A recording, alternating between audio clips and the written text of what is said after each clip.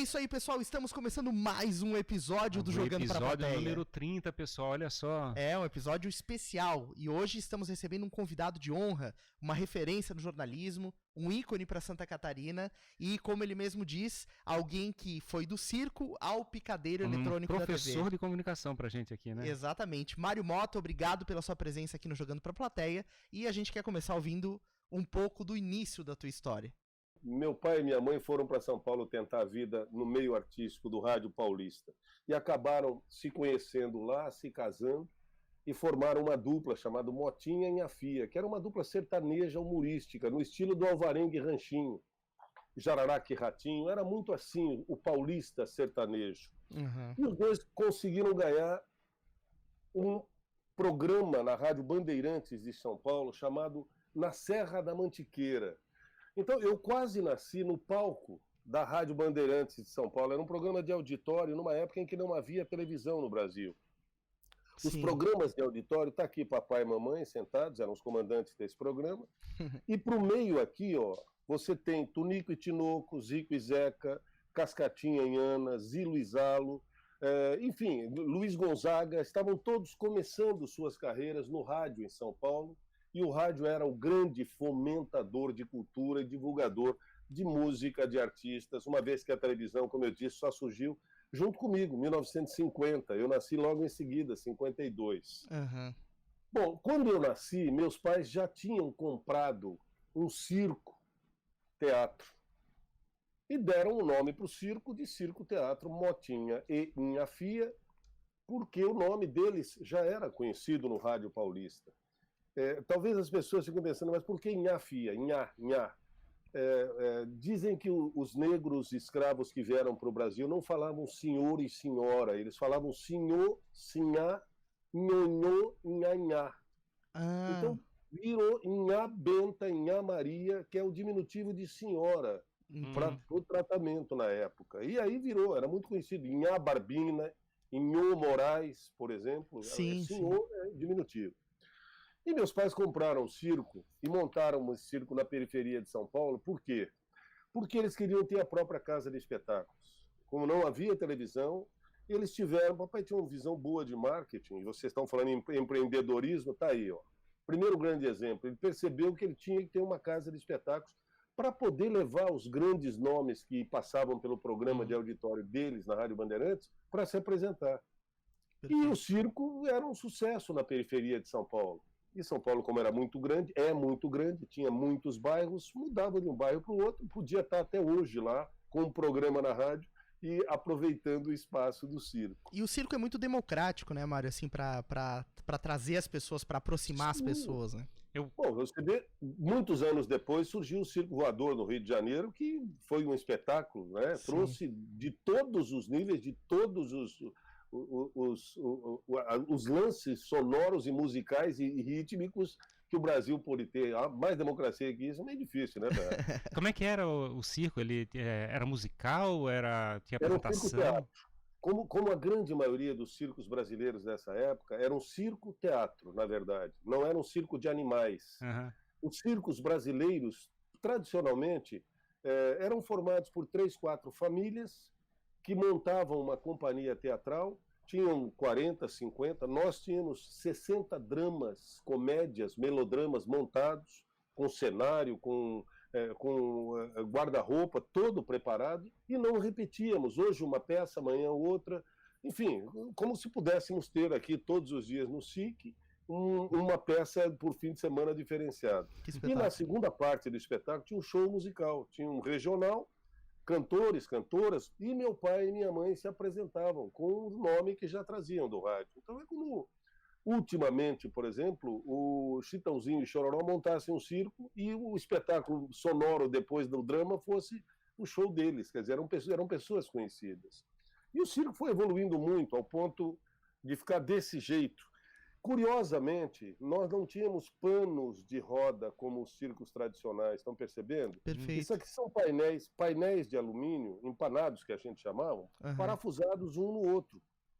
Então era um circo quase estrutural, um circo quase de alvenaria, era montado com parafusos, sabe? A volta era um circo muito confortável, com poltronas estofadas. E ele não era tão itinerante nesse caso? Ele foi itinerante proporcionalmente à resposta dada pelas praças. Quando a praça era boa, a gente ficava um mês e meio, 2 meses, mas era muito difícil. Sim. Para vocês terem ideia, meu pai pediu demissão da Bandeirantes, meu pai e minha mãe pediram demissão da Rádio Bandeirantes para o seu João Saad, e nós fomos para o interior de São Paulo com o circo, porque eu nasci em 52, o circo estava em Santo André, e eu nasci muito doente. São Paulo tinha um clima muito úmido naquela época, a famosa garoa paulista. Sim. Né? São Paulo, terra boa, São Paulo da garoa. Então, os demônios da garoa surgiram justamente por causa disso. Era um grupo de samba do Sim. Brás, da Lapa, e era Demônios da Garoa, amigos do pai, inclusive, e da mãe. E meu pai foi aconselhado pelo médico para procurar um clima mais estável, mais forte, o sol melhor, para que eu pudesse vingar, como a gente dizia na época. Era como se fosse planta, né? Querem que o menino vingue, vão para o interior. As famílias costumavam ser grandes, né? Ela é um grande, muitos filhos. Exatamente. Mas minha mãe já tinha tentado outros 2 irmãozinhos antes que não vingaram, infelizmente. Minha mãe era muito pequenininha, meu pai era muito grandão, minha mãe tinha bacia muito pequena, e eu vim por cesariana. Como curiosidade, a cesariana que a minha mãe fez em 1952, eu chamaria hoje de harakiri, porque era um corte que ia de ponta a ponta na bacia, para você ver Nossa como é que Senhora. era. Hoje em dia você não percebe, se a mulher faz uma cesariana, ela pode usar asa delta, que não há problema. Mas naquela época, até hoje, eu me lembro bem, pequenininha, e nós fomos para o interior. E eu fui criado viajando no circo, um circo-teatro, com um show musical na segunda parte do espetáculo. Como curiosidade, para relacionar com comunicação, toda a cidade que nós chegávamos no interior tinha uma pequena emissora de rádio. Quase todas tinham. E quase todas tinham um pequeno auditório. 20, 30, 50 lugares. Por quê? Como não tinha televisão, e o cinema geralmente pertencia à cúria, pertencia à igreja, filme só no final de semana, sem beijo na boca, né?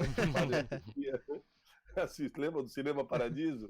Que o vigário assistia o filme na quarta-feira, só ele, sozinho, e levantava a mão quando era para cortar a cena de beijo e tal, para passar o filme no fim de semana. Censurava o filme ali em tempo real. Censurava o filme antecipadamente. Eu sei que... Agora é o meu aqui, mas o meu é facilmente desligável.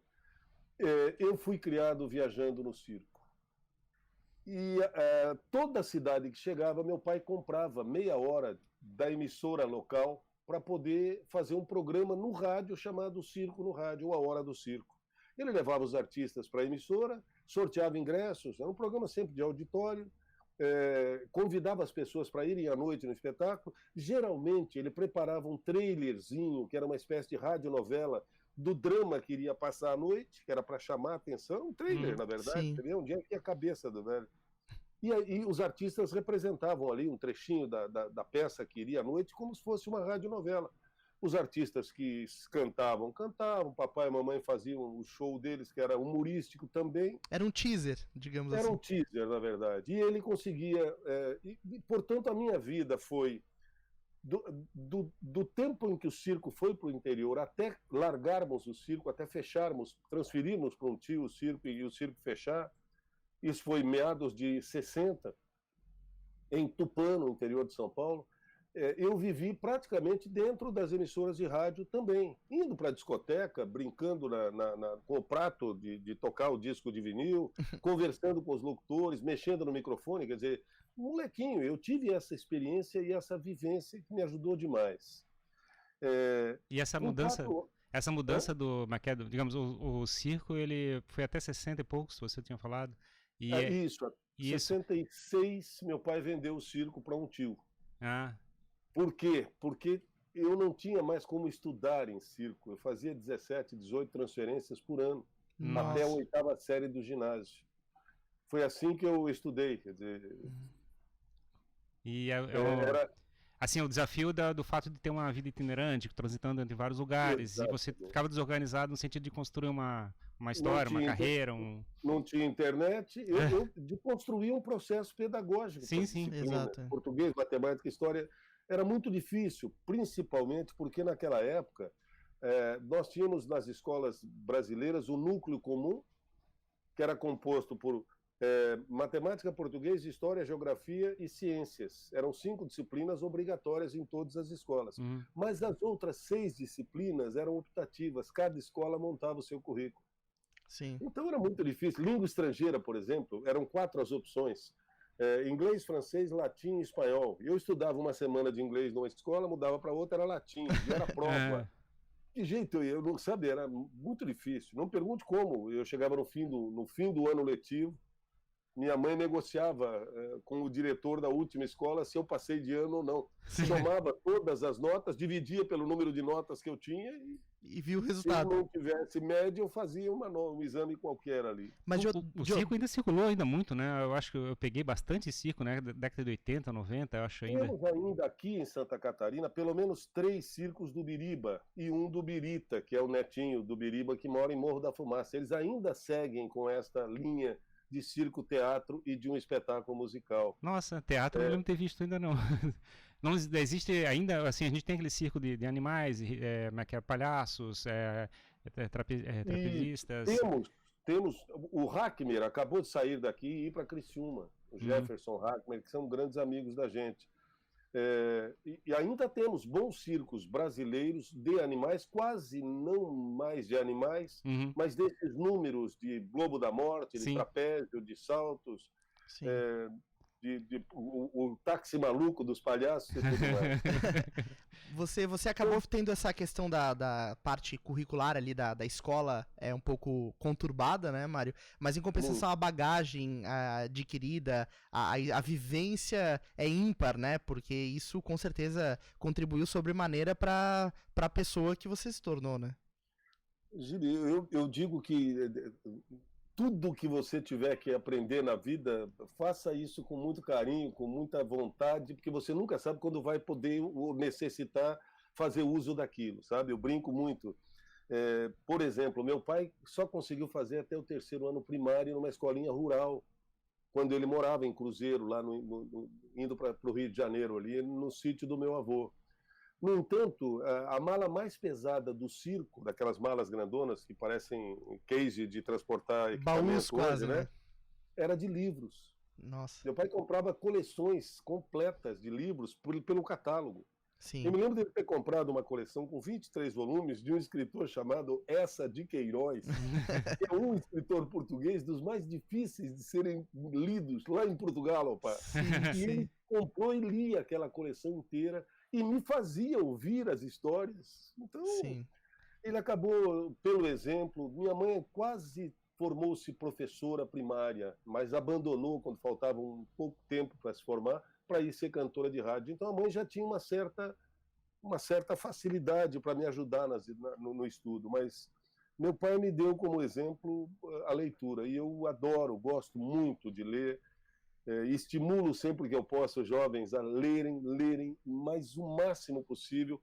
Alguém diz para mim assim, bom, mas onde é que você mais gosta de ler? Onde eu mais gosto de ler? No banheiro. Eu acho que todo mundo adora ler no banheiro. Aí eu disse, mas se não tiver coisa para ler no banheiro, você lê o quê? Eu leio a bula do shampoo. Pego a bula do shampoo e vou ler a bula para entender como é que um shampoo é fabricado. É que existe esse desafio, né, Mário, do processo de construção da cultura, né, e todo esse apanhado de inputs ali com essa de Queiroz ou outras literaturas.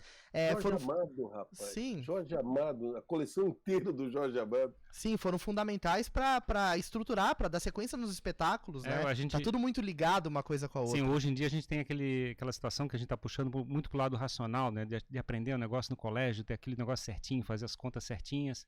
E todo o lado de construir da inteligência emocional, a capacidade de fazer uma narrativa, de contar uma história, de representar isso como sendo... É uma coisa que a gente não trabalha tanto. E muito disso a gente vem da literatura, do que a gente lê, ou da novela que a gente acompanha e coisas assim, que é o outro lado que a gente não trabalha no ponto de vista acadêmico, né? e hoje em dia muito em cima do digital. O que não é ruim por si, de forma nenhuma. Você pode ler onde você quiser, aqui inclusive. Sim. Eu tenho muitos livros inteiros aqui, que volta e meia eu brinco, né? Eu estou folheando, Sim. fotelando aqui, né? Você vai mexendo na tela. Não importa, o processo em si é outra coisa. O que importa é você dar vazão à sua capacidade de absorver conhecimento através da leitura, seja lá de que forma for. E eu, com 4 anos de idade, ganhei uma sanfoninha da Hering de Blumenau. O circo estava em Jaboticabal. Nós só andamos pelo interior de São Paulo com o circo, durante os 17 anos que tivemos o circo. A única cidade fora de São Paulo que nós fomos com o circo e já voltamos foi Três Lagoas, que é na divisa, lá no final da Noroeste, pertinho de Andradina, Alfredo Castilho, e se atravessa o rio, Três Lagoas e volta, já voltamos para São Paulo, porque a gente tinha vida estruturada. E o interior paulista é um negócio muito sério, sabe? A gente fala que não teve oportunidade de conhecer o interior de São Paulo, se um dia conhecer, vai entender o que eu estou falando. Aquela região de Ribeirão Preto, por exemplo, que é chamada de Califórnia brasileira. Sim. E não só lá, mas São Paulo se desenvolveu de uma forma espetacular. E se há algo que eu gostaria que todo o Brasil tivesse, era justamente essa logística, essa infraestrutura do interior de São Paulo. E em Jaboticabal eu ganhei uma sanfoninha de 4 baixos, a Hering.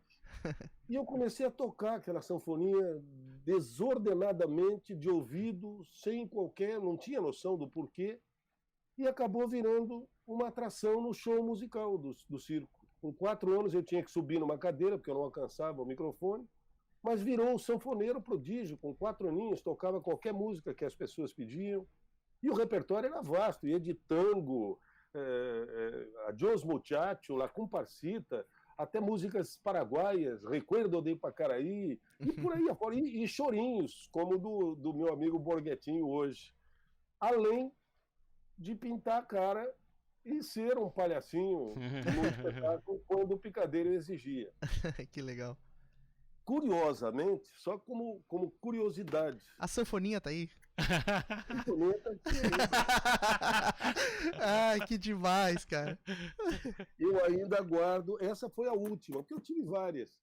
Ela parece um pouco menor em relação a você agora, Mário. Ah, sim, não tenha dúvida. Mas essa ainda é a minha pequenina, que me ajudou muito, e ajudou muito meus pais também, numa época em que...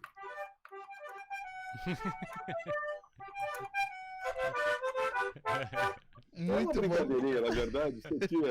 Muito e até bom. hoje eu ainda, de vez em quando, brinco com ela. Assim. Sim, sim. Faz parte da história, né? Faz parte da história.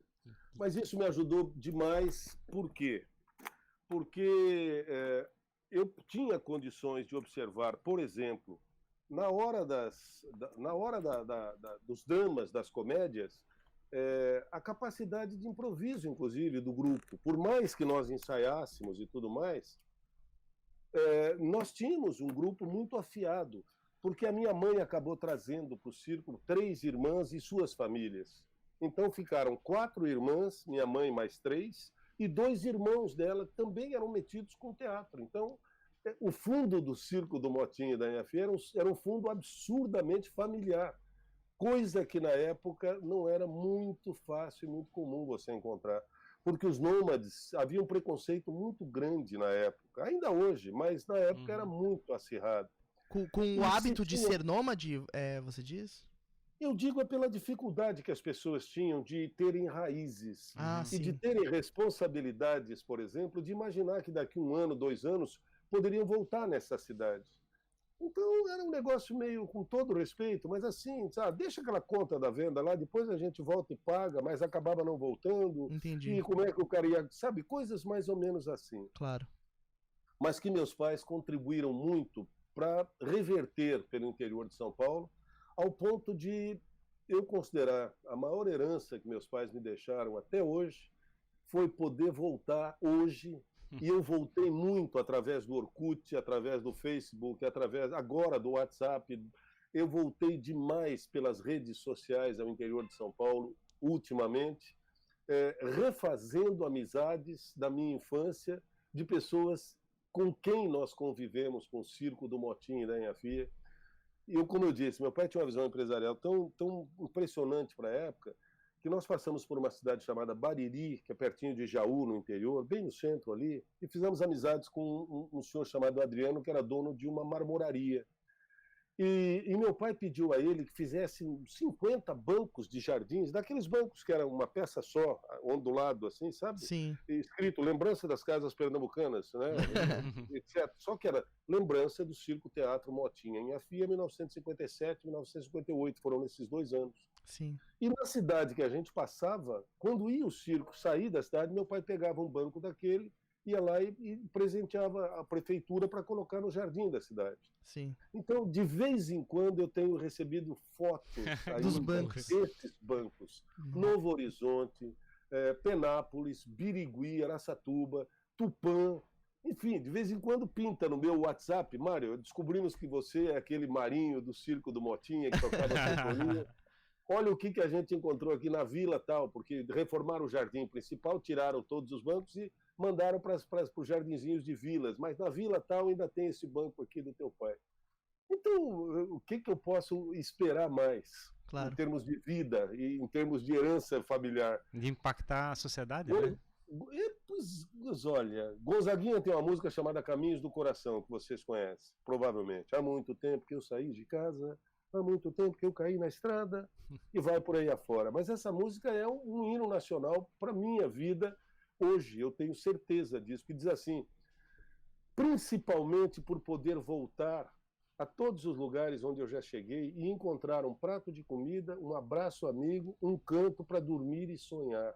Sim. A letra do Gonzaguinha é um negócio muito sério. E traduz essa sensação de poder voltar a essas cidades, né, Mário? A qualquer momento, sabe? Sim. Sinceramente, até hoje eu tenho grandes amigos de infância que continuam sendo amigos de infância na idade adulta. E, na verdade, velhice pode ser também juventude acumulada. Eu acho que, no meu caso, é esse. É uma ótima maneira de enxergar, né? E como, nesse processo, Mário, como é que aconteceu a sua vinda para Santa Catarina? Imagino que isso tenha sido um pouco mais tarde, né? Depois do momento Sim. do circo. Como é que foi esse processo de mudança, né? Do interior de São Paulo para vir? Você veio diretamente para Santa Catarina? Então, vocês falavam de empreendedorismo, de arriscar, de buscar o novo, de não ter medo de enfrentar uma situação nova. Quando eu tinha 7 anos de idade, uma companhia de teatro de revista do Rio de Janeiro foi fazer um show em Araçatuba e acabou indo assistir o espetáculo do circo. Acho que é importante só eu destacar isso, e aí eu amarro para você entender. Claro. Nesse grupo estava Eliana Macedo, que era a namoradinha do Brasil, a maior estrela de cinema da época. E junto com ela, o marido dela, Renato Mursi, um grande radialista da Rádio Nacional do Rio de Janeiro, tinha um programa chamado Papel Carbono, ao lado do Ari Barroso, do Paulo Gracindo, do César de Alencar. Enfim, bom, foram assistir o espetáculo no circo e disseram para o meu pai, olha, o tio da Eliana tem uma companhia de cinema, vai fazer um filme que no roteiro tem um garotinho, a gente vai te mandar um telegrama para você levar o Marinho para o Rio para fazer um teste. E eu acabei indo para o Rio de Janeiro, fiz um teste no meio de uma centena de crianças e passei. E com 7 anos de idade, eu tive oportunidade de fazer esse filme nacional chamado Maria 38. Que legal. Esse aqui sou eu. Aliás, eu tenho esse cartaz ali atrás. Ó. Pois é, isso que eu ia comentar. Em tamanho real. E esse filme está no YouTube, remasterizado. Está muito legal de assistir. Imagem novinha, preto e branco, som bom, que era o difícil do cinema na época. Sim. E essa experiência com câmeras acabou me ajudando muito mais tarde, quando eu comecei a enfrentar a televisão, já aqui em Santa Catarina. Quando meu pai vendeu o circo, nós fixamos residência em Tupã, no interior de São Paulo, porque já havíamos passado umas 3 vezes com o circo na cidade, numa cidade de 80 mil habitantes, mas a cidade nos abraçava como se fôssemos da terra, tanto assim que optamos por morar lá. Papai comprou um pequeno hotel e nós passamos da comunicação de palco para a comunicação direta com o hóspede para recebê-lo bem. Quer dizer, nós continuamos mexendo com comunicação.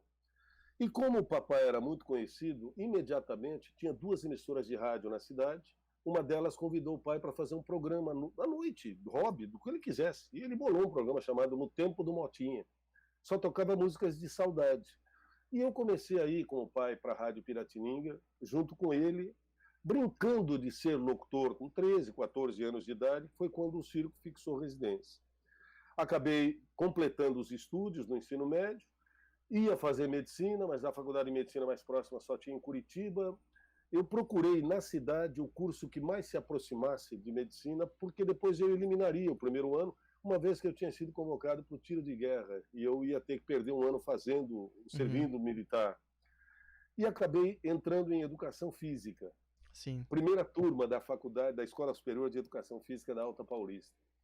E eu me apaixonei pela área pedagógica da educação física, não pela questão técnica da formação de atletas para serem campeões e tudo mais, mas pelo que o movimento corporal humano podia fazer com a cabeça de um garoto em relação ao seu próprio corpo, fazendo com que, democraticamente, ele pudesse até aplicar tudo isso para ser um campeão do mundo em qualquer modalidade que ele quisesse, se ele quisesse. Então não é função do professor de educação física formar atletas.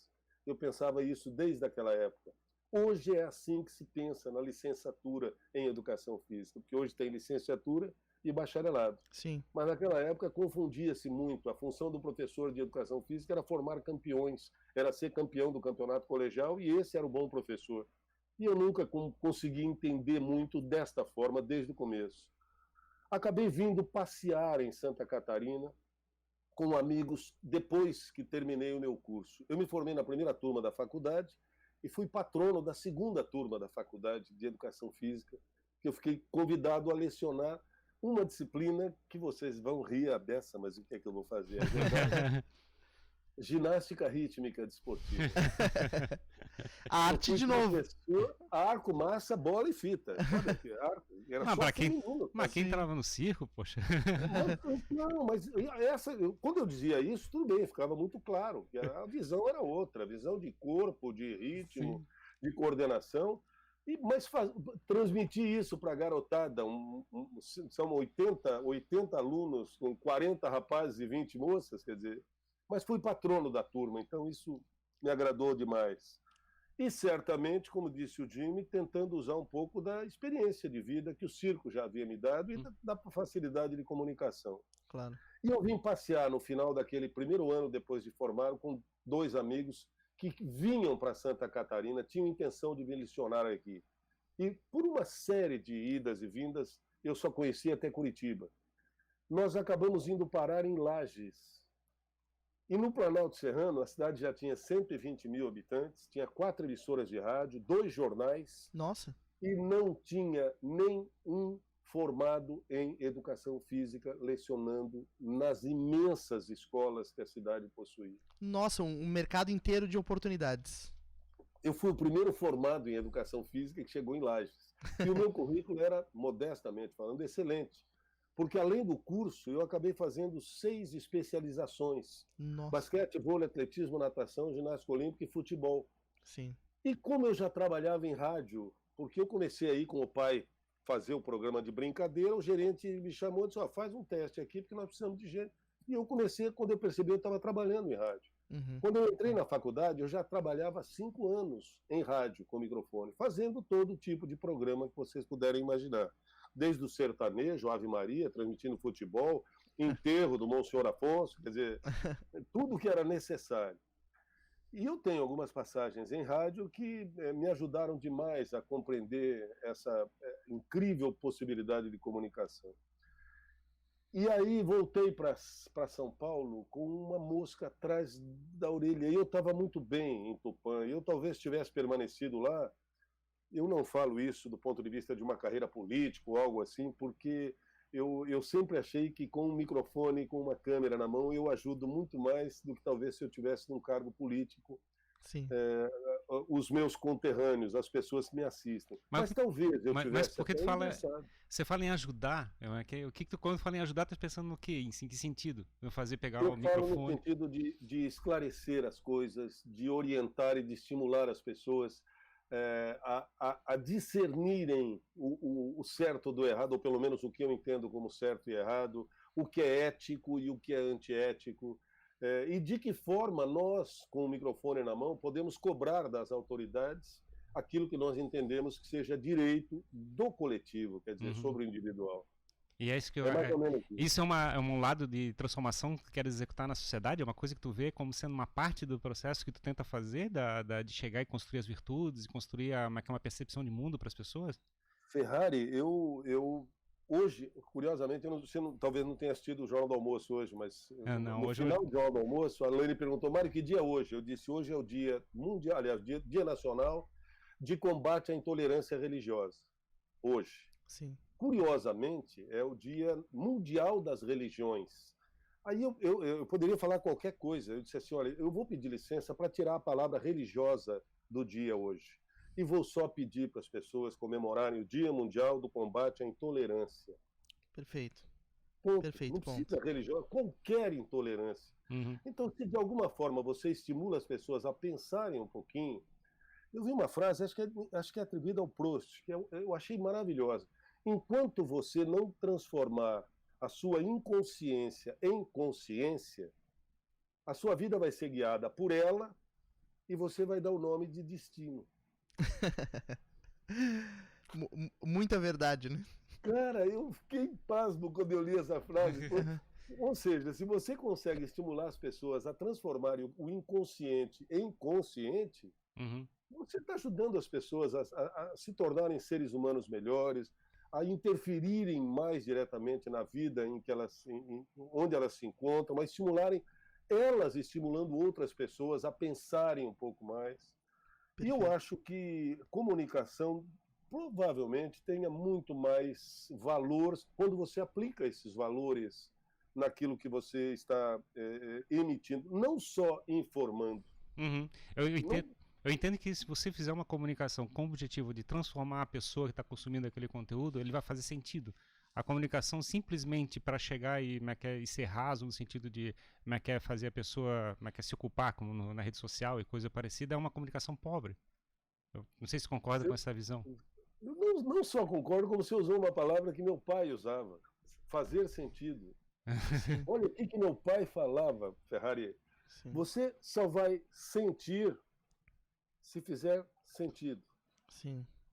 Sim. O sentimento só vai acontecer se você compreender o que aconteceu, o que está ali. Se você não... Uma vez eu trabalhei, quando eu comecei em rádio, a região da Alta Paulista tem muito beisebol, muitos Nisei, Sansei, Bansei, não sei, mas com a minha assim, muito, né?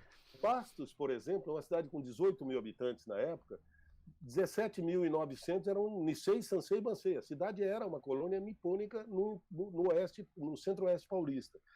E uma vez meu gerente de rádio chegou e me disse assim, Mário, eu vendi a cobertura do Campeonato Brasileiro Interseleções Juvenis de Beisebol, que vai acontecer em Bastos. Falei, que legal, que legal. Então, nós vamos ter que transmitir pelo menos umas 4 partidas. 2 semifinais, enfim, e a final, nós vamos ter que transmitir. Falei, que legal, quem vai narrar? Quem vai narrar? Você não tem Mas eu não tive beisebol na faculdade. Sim. Tá bom.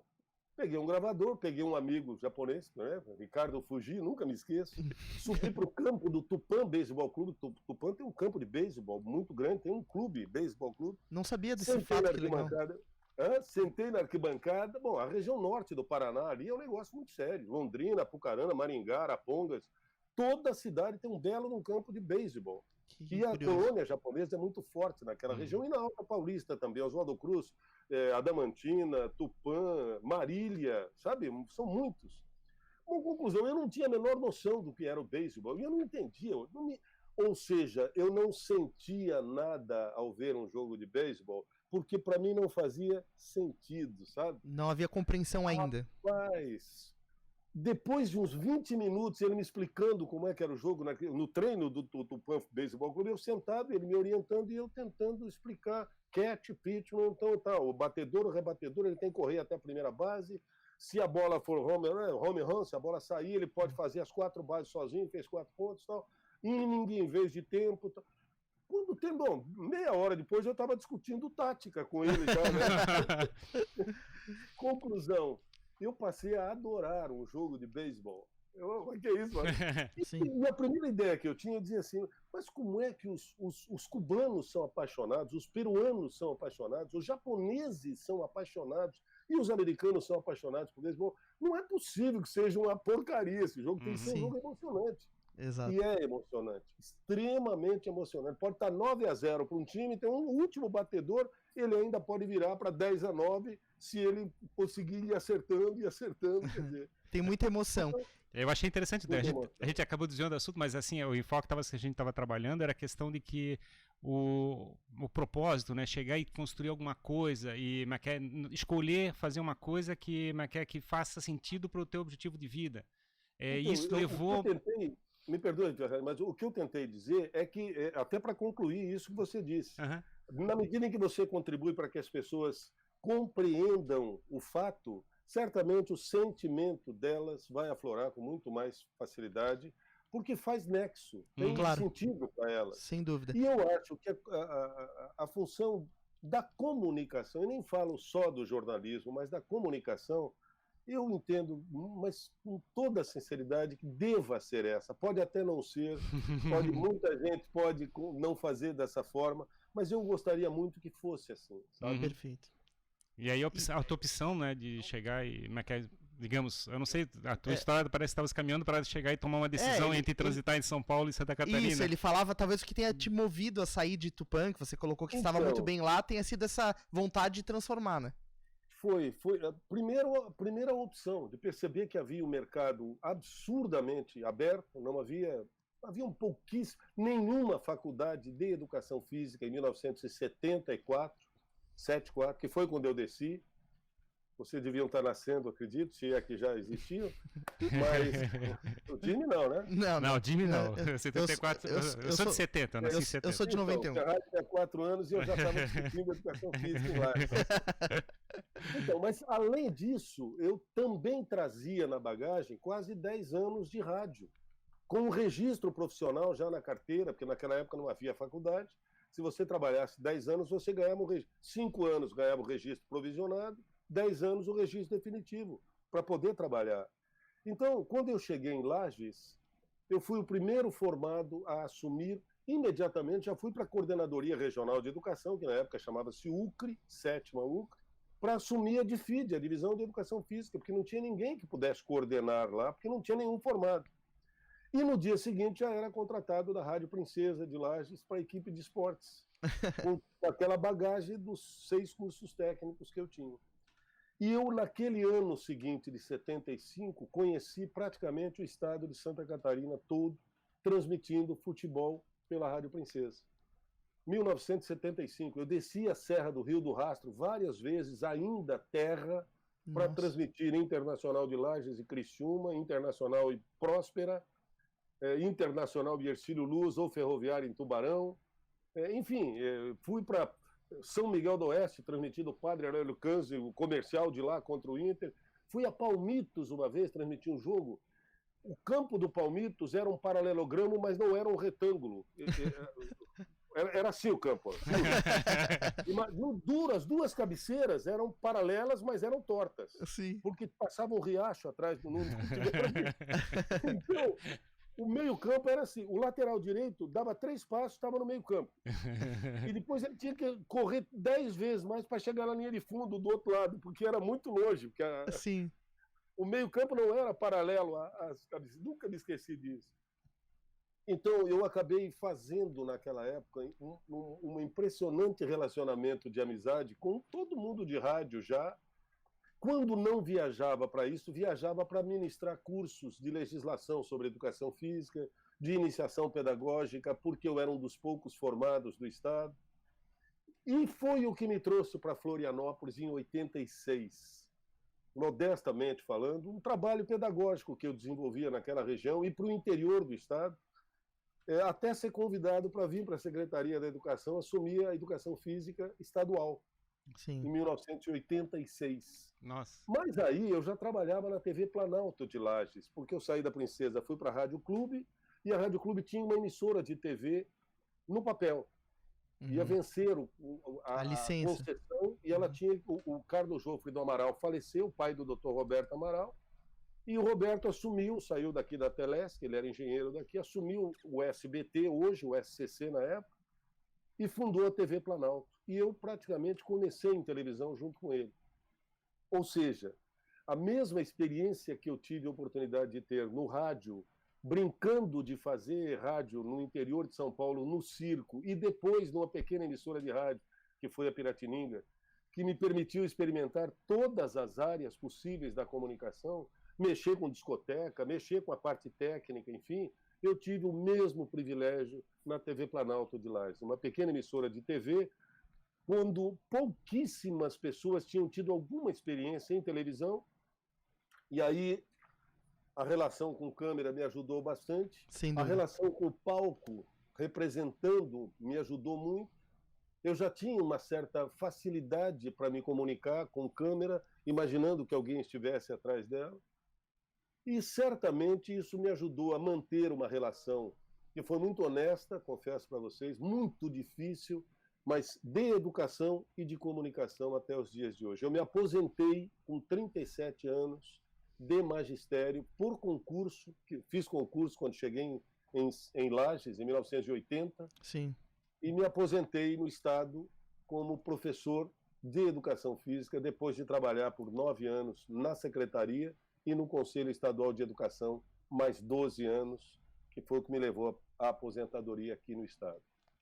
Mas eu nunca deixei a comunicação e a educação, sabe? Não, foi muito sacrificado, mas eu consegui. Eu tenho que agradecer ao Tens céu. a lembrança do primeiro dia da televisão, assim?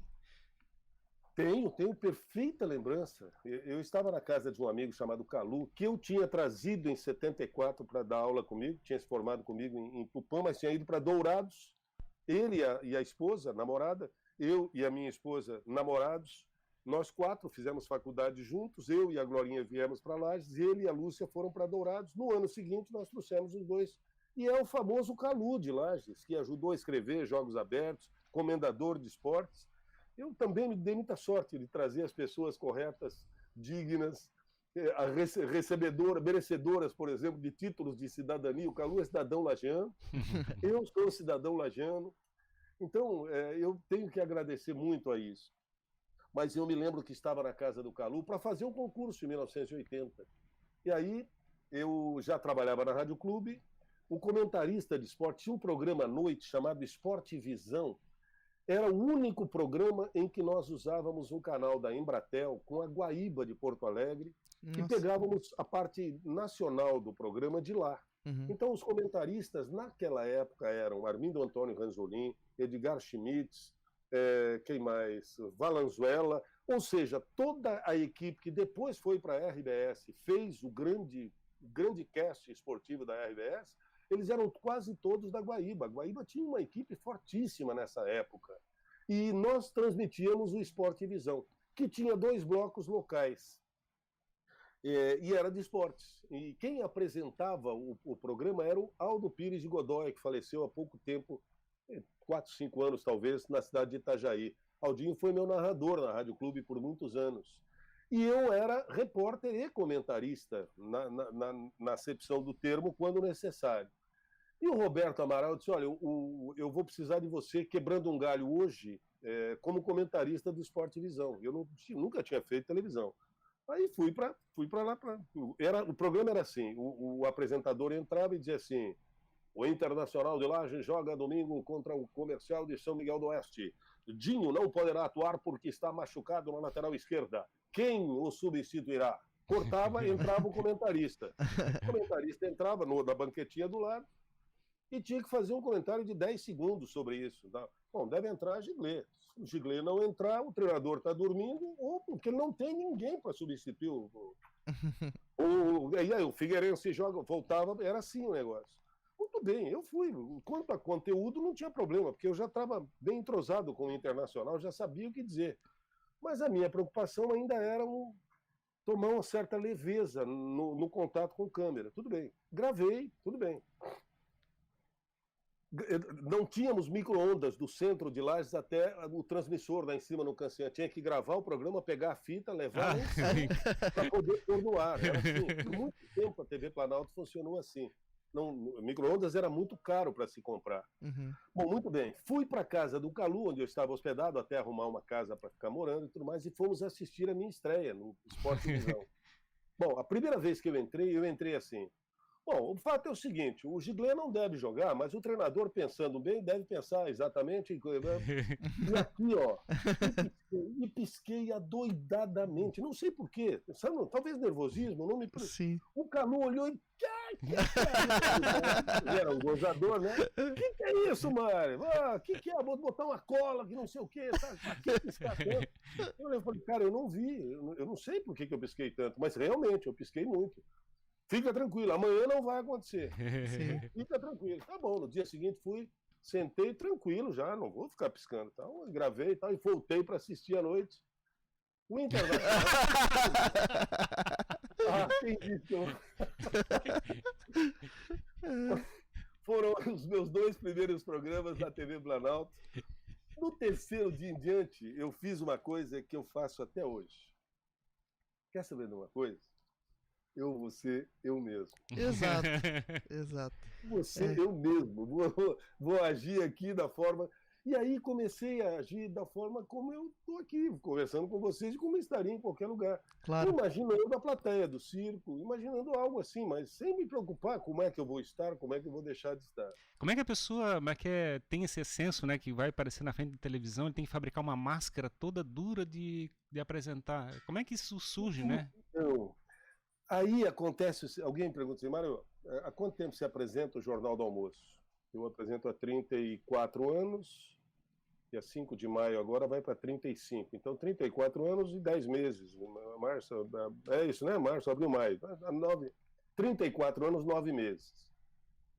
Tá. Como é que você ficou tanto tempo? Não sei. Não sei. Mas como você não sabe? Não, eu não sei por um aspecto. Por isso que você acabou de falar.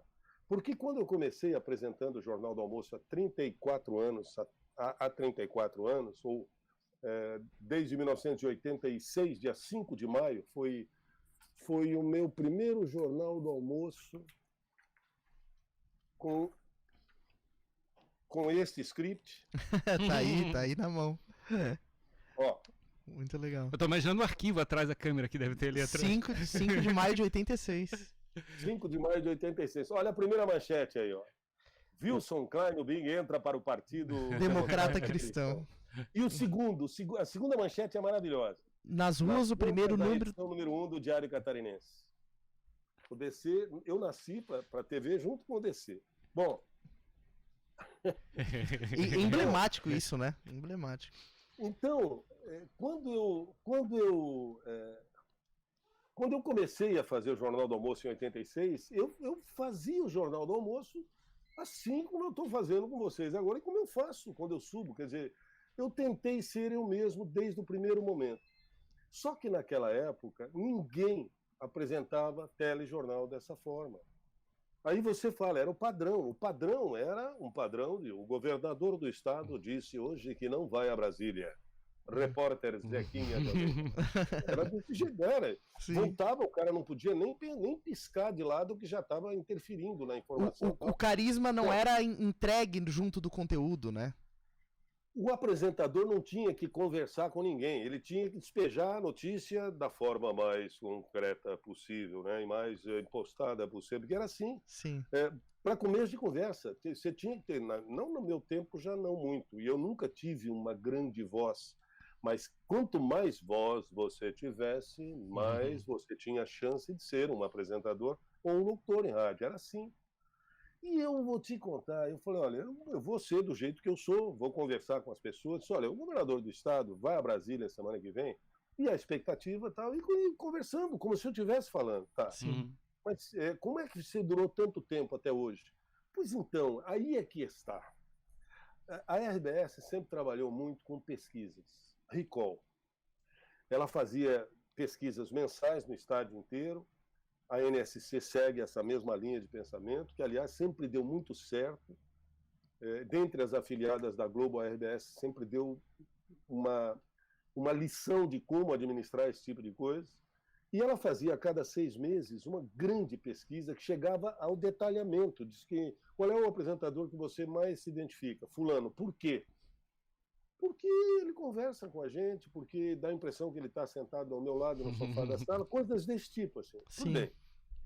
E o meu recall sempre foi maravilhosamente altíssimo, graças a Deus. As pessoas sempre se sentiam à vontade de receber uma informação quando eu passava da minha forma. Porque eu tive pelo menos 1 ou 2 chefes que vieram de Porto Alegre nas trocas que são feitas eventualmente de chefia, de editoria-chefe, e alguns chegavam, assistiam o Jornal do Almoço aqui, acostumados com Porto Alegre, né, com Mendes Ribeiro, né, vamos lá, ou com Lazier Martins, eram tipos, não estou criticando não, estou dizendo que era o padrão. São escolas, talvez, né? Excelentes colegas, Isso. mas era o padrão. Sim. E o camarada não conseguia entender. Peraí, esse cara não é apresentador de telejornal. Tem que trocar. Não, esse cara não é apresentador, ele não é âncora. Aí as pessoas, os diretores chegavam e diziam assim, ó, Tá aqui o recall dele. alguma coisa está errada, dá uma olhada aqui. Então vai falar isso para as pessoas. Então, Você acabou criando, então, Mário, uma outra forma de comunicar, talvez, você sente isso, assim, porque talvez as novas gerações de comunicadores, de jornalistas, também seguiram essa tendência, né, de deixar a comunicação um pouco mais empática, talvez, ou carismática? eu acho que na Globo isso começou com um cara chamado Carlos Monforte, que fazia o Bom Dia Brasil, barbudo, de Brasília, não sei se lembram. Ele fazia numa bancada, os entrevistados geralmente sentados do lado dele, o ministro, e ele pegava no braço do ministro. Ô, ministro, mas o senhor não acha aqui, o senhor não acha, quer dizer... Eu tocava. É um negócio absurdo, eu olhava aqui, eu vibrava, eu dizia, caraca, olha isso. E uma vez aconteceu aqui, de eu precisar quebrar um galho para a TV, até que eles preparassem. Houve um problema, o apresentador do Bom Dia Santa Catarina foi embora na sexta-feira, na segunda não tinha quem apresentasse. O Délcio Fiorin, que na época era o diretor operacional, disse, Mário, eu preciso que você me quebre um galho. Você apresenta o Bom Dia Santa Catarina segunda-feira para mim? Eu disse, apresenta. Peguei e fui para lá. Sim. E entrei na sequência do Monforte, que naquela época era o contrário. Primeiro era o Bom Dia Brasil, depois emendava um trechinho, 15 minutos do Bom Dia Santa Catarina. E eu entrei do meu jeito, seguindo o esquema do... Então a manhã da RBS ficou absurdamente solta. Sim. Conclusão, eu apresentei 7 meses o Bom Dia Santa Catarina e o Jornal do Almoço. E eu chegava, o Délcio fugia no corredor, né? O Délcio e o Bom Dia. Disse, calma, nós estamos preparando alguém para assumir o Bom Dia. Apresenta amanhã. Sim. Mas o recall foi muito bom, as pessoas gostavam daquela forma. Ao ponto, e aí eu comecei a perceber que a Globo começou a procurar isso. No Bom Dia Brasil, quando entrou ultimamente o Boechat no Bom Dia Brasil, que ele se levantava da poltrona às vezes, ia na tela, e aí começou a soltar-se um pouco, a partir da entrada, da saída do Cid e do Sérgio Chapelain, do Jornal Nacional, em que eles colocaram o William Bonner e a Lívia Vitfib. O objetivo da Globo era que os editores fossem os apresentadores dos telejornais, porque eles teriam o jornal na mão, eles saberiam exatamente tudo o que ia acontecer. Era empurrar a autoridade, empurrar a autoridade da informação. Exatamente. Eu devo ser o último dinossauro da rede toda que não edita o jornal que apresenta. Sim. E assim, eu queria tentar fazer uma ligação, porque eu acho que tem um lado de que talvez a escrita era uma comunicação unidirecional. E aí a imagem foi produzida com a ideia de ser uma tentativa de comunicar de forma unidirecional. E a gente está num processo de transformação na áudio e vídeo, de ser diálogo, de ser conversa. Bom pensamento. Eu costumo brincar o seguinte, ó, rádio é uma injeção no músculo, televisão é uma injeção na veia. Sim. Mas os choques anafiláticos acontecem com muito mais facilidade quando a injeção é na veia do que quando a injeção é no músculo. Dá mais tempo de você correr atrás. A imagem é muito forte, meu amigo. Sim, comunica demais. A imagem demais. é muito forte. Mas eu também, eu sou muito... Bom, talvez o circo tenha me dado isso, essa liberdade de, às vezes, não gostar de uma coisa, ou de não acreditar numa coisa e correr atrás dela. Enquanto eu não conseguir explicar, minha mulher é que brinca comigo, às vezes nós estamos conversando na cozinha, ela fala, para. Você não está entrevistando ninguém, não precisa agir dessa forma. Porque eu fico, não, é tal coisa, você recebeu esse pacote, recebi. Você comprou isso aqui, comprei. E teve que comprar o refil ali e tal, tive. Mas por que já não vem uma carga dentro aqui? Mário, vai reclamar com a loja. Não, eu não estou reclamando de você, eu estou olhando pela coisa. Ela comprou um negócio de botar detergente. Sim. Né? Que você empurra assim, 10 detergentes. Mas ele vem sem o detergente. Dentro. Você é obrigado a comprar uma segunda embalagem para botar dentro dele. Devia vir com a primeira carga, pelo menos. A primeira carga devia vir junto. Se você não encontrar a carga para comprar, você não estou comprando só a casca. Vai reclamar com a loja. Então, não estou reclamando com você. Claro. Você não está entrevistando ninguém, né? Mania, né? Mas isso é meio chato. Por exemplo, vou falar uma frase aqui e vocês vão entender. Uma imagem vale mais que 1000 palavras. É uma frase. Eu detesto essa frase. Eu acho que essa frase não está com nada. E eu não é que eu detesto, desculpe. Eu sempre desconfiei que essa frase podia não ser dessa forma. Por quê? Pelo que você acabou de falar, Ferrari. A força da palavra é um negócio incomensurável. A força da palavra. A força da imagem também. Uhum. As duas juntas são imbatíveis. Sim. Mas será possível? É atribuída ao Confúcio essa frase. 5.000 anos antes de Cristo, um sábio, talvez o maior sábio de todos os tempos, chinês. O cara que é sábio, por que ele colocaria numa balança palavra de um lado e imagem do outro para querer comparar uma com a outra? Por que ele diria isso? Principalmente se você inverter as duas palavras, e também é válido. Uma imagem vale mais que 1000 imagens. Uma palavra vale mais que 1000 imagens em determinadas circunstâncias. Claro. Então, caramba, por que ele foi fazer isso? Sabe quando e principalmente depois de trabalhar muito tempo em rádio e trabalhar muito tempo em televisão. Mas eu acho que a ciência fez isso, né? A ciência tentou pegar e fatiar tudo o máximo possível para tirar o valor de tudo. Então, mas isso é atribuído ao Confúcio 5.000 anos antes de Cristo. Uhum.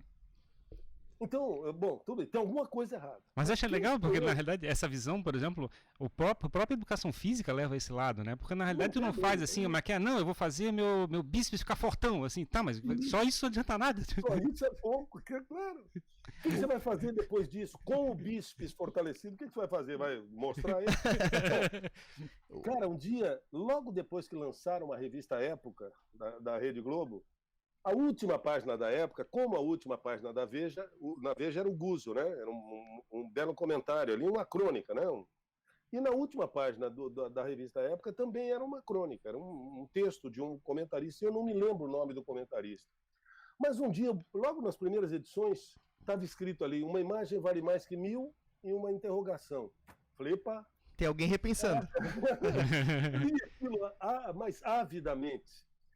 E era uma história seguinte. Jack Trout, que vocês que mexem com marketing devem saber, foi o cara que criou o posicionamento na gôndola, posicionamento da marca no mercado, um dos maiores marqueteiros dos Estados Unidos, um dos caras mais bem preparados em termos teóricos para falar de marketing. Ele também não se conformava com essa frase. Falei, caraca, então eu não sou o único maluco, não. Só que ele tinha condições de dar prosseguimento a alguma pesquisa mais profunda. O que ele fez? Ele contratou 2 filólogos chineses especialistas para irem aos arcabouços, enfim, aos alfarrábios chineses, lá nos porões da China, onde eles têm, certamente, guardam tudo com a história, eles têm essa cultura de guardar a história, e ele encontrou os ideogramas atribuídos ao Confúcio. Os ideogramas, não são letras, são ideogramas. Alguns ideogramas significam 2 ou 3 coisas distintas dependendo da frase. E eles chegaram à conclusão de que, na época, o ideograma que era utilizado para identificar palavras também era, dependendo da frase, identificava tesouros ou moedas de ouro. Nossa. Então vamos lá. Uma imagem vale mais que 1000 moedas de ouro. Perfeito! Adorei a frase. Uma imagem vale mais que 1000 tesouros. Perfeito! Não tem o que discutir. Ponto final. Imagem vale mais que 1000 palavras. Não, peraí, tem alguma coisa errada.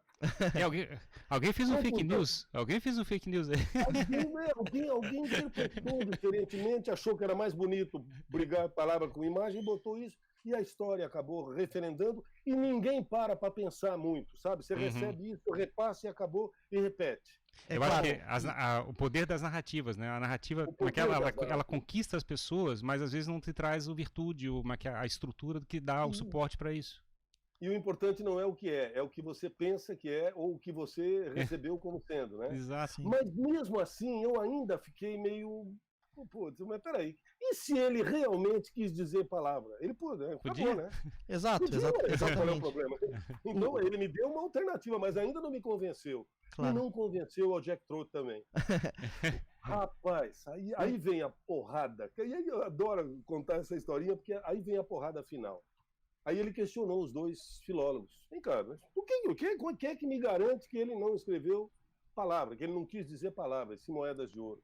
Aí os dois filólogos, também muito inteligentes, olharam para ele e disseram assim: Seu Jack, conta comigo, por favor. Uma imagem vale mais que 1000 palavras. Quantas palavras tem aqui? 7. Uma imagem vale mais que 1000 palavras. Quantas palavras tem aqui? 7? 7. Por que eles não guardaram esse conceito com uma imagem? Tiveram que guardar 5.000 anos. Com 7 palavras. Desmonta. Pronto, acabou a teoria, né? E Mário, o Ferrari trouxe um aspecto muito interessante, que é a questão do diálogo, né? E até eu quero trazer uma pergunta do chat, que inclusive foi feita também por um comunicador, o Octalício Gonçalves Neto, que é meu pai, inclusive, né? Jornalista. E ele pergunta aqui, o que foi mais desafiador nesse teu processo de profissão, de entender que o diálogo ficou ainda mais intenso com a questão digital, a proximidade, a vontade das pessoas de ter um retorno, né? Porque a comunicação até então sempre foi unidirecional, e aí você agora tem um espaço em que isso volta, né? Como é que você percebeu isso na tua atuação? 1996... 2006, 2016, 24 para 25 anos. Por que eu falei 1996? Porque eu já estava na CBN Diário. E eu fui apresentar uma convenção da então Brahma Skol, na época, antes de se transformar em Brahma Skol Antártica Ambev e depois Embev. Eu fui apresentar uma convenção da Brahma. Eu apresentei as convenções de vendas da Brahma, não uma convenção fechada, um trabalho extra, eu guardava as minhas férias para fazer isso. E eu atendia o banco de eventos do Zé Vitor Oliva de São Paulo. É outra história dessas que pintou aqui no Hotel Cambirela. Eu fui fazer uma apresentação de última hora, eles ficaram sem apresentador, eu entrei de gaiato, eles adoraram a apresentação, porque eu fiz dessa forma, eu conhecia quase todo mundo que estava ali no Cambirela, porque era daqui, das revendas do Estado, e eu acabei, eles não me deixaram por 22 anos, até que se transformou em Embev. Uhum. E eu fui apresentar uma convenção deles em Orlando, uma convenção internacional. E lá no hotel em que eu fiquei, no Renaissance, em frente ao SeaWorld, tinha uma sala escrito internet com 10 computadores, e as pessoas já faziam uso do computador da forma como nós fazemos hoje aqui. 1996. Nossa. Quarta-feira Soft. Uhum. Quarta-feira Soft, Uhum. do Max, no AMB. Muito bem, eu sabia, conheci, já tinha ouvido falar, já tinha lido sobre internet, sobre intranet principalmente, no Exército, nas universidades, nas escolinhas de computação, DOS, Windows, mas eu nunca tinha tido oportunidade de mexer com isso, não sabia direito o que era. E lá eu passei uma tarde inteira conversando com a moça que orientava. Eu falei, vem cá, eu moro em Florianópolis, Santa Catarina, eu tenho isso lá, eu posso ter isso na minha casa. Bom, para encurtar a conversa, eu saí de lá apaixonado, louco, para comprar um computador para pôr na minha casa, em 96. Desci no aeroporto em Guarulhos, não consegui pegar voo para Floripa de volta, ia dormir no Hotel Mônaco ali em Guarulhos. Fui no AMB, quarta FenaSoft, por isso que eu falei, estava acontecendo a FenaSoft. Eu encontrei o Max, eu vi isso assim, ele falou, cara, é o da hora, já, nos Estados Unidos já bomba tal. Aqui nós temos 4 estandes exclusivos de internet, Mário. Nossa. 96. Fui num deles, ele falou, vai lá nesse aqui, ó, que é uma das maiores provedoras do Brasil hoje, chama-se Matrix. E ficava em cima o Amauri Veículos, que era inclusive do próprio Amauri aqui da Volkswagen, ficava na parte de cima. Uhum. Fui no stand, Mário, tal, já fazia Jornal do Almoço, 10 anos, 86, 96. Falei, cara, eu preciso entrar nesse negócio, eu não sei onde é que vai dar, eu sei que é um túnel fechado, eu não estou enxergando nada do outro lado, mas está indo um ventinho de lá para cá, não vai dar para ficar fora disso, não é possível, é um negócio muito doido. Aí eles disseram, só que você tem que primeiro ter um computador, ter uma linha dedicada e ter um provedor. O provedor a gente te arruma, eu mando instalar lá, onde é que você mora? Em frente a Paula Ramos. Onde é que eu compro um computador? Cara, deixa eu ver, onde é que você compra um computador em Florianópolis hoje? Olha só, 95. Sabe onde é a Praça Nossa Senhora de Fátima? Em frente à igrejinha ali no Estreito? Sei. Não tem o Bamerindos? Em cima do Bamerindos tem o escritório da IBM. Nossa senhora. Tá bom. Vai lá, fala que a gente mandou, tal, que eles vão te ajudar. Cheguei lá, subi. Eu queria comprar um computador. O quê? Para tua casa? O pessoal? Cara, não é barato. Ele se aproximava do preço de um carro popular, 1.0. Um Fusca, Sim. por exemplo, custava 12 milhões na época, o computador custava 9. Eu sei Sim. que eu peguei parte do meu salário que era extra, né? Eu não contava muito com ele, que era hobby, né? TV, eu era professor, era efetivo no Estado. Eu peguei durante 10 meses e paguei um computador para minha casa, um IBM, uma Aptiva da IBM. Sim. Um dos primeiros a vir com Windows instalado e com um backup de 37 disquetes para repor o Windows no seu computador. Eu não sabia ligar o computador ainda, mas eu tinha ficado deslumbrado. Cheguei, coloquei meu filho e minha filha, nós morávamos em frente ao Paula Ramos, no São Conrado, atravessando a rua, no Paula Ramos tinha uma faixa DOS Windows, eu já era da diretoria do clube. Vão fazer DOS Windows vocês dois, e eles imediatamente já voltaram à infância, porque aí eu voltei a Lages, cara. Primeiro videogame que eu fui comprar para os meus filhos, eu ia comprar um Atari comum. Fui levar minha filha, que estava com febre, na casa do médico, o Dr. Rodrigo, à noite. Os filhos deles estavam brincando com um Odyssey da Philips. O Odyssey da Philips tinha um teclado igualzinho dos computadores de hoje. Uhum. E ele brincando com aquele teclado, e eu li, o que é aquilo ali? Isso é um videogame.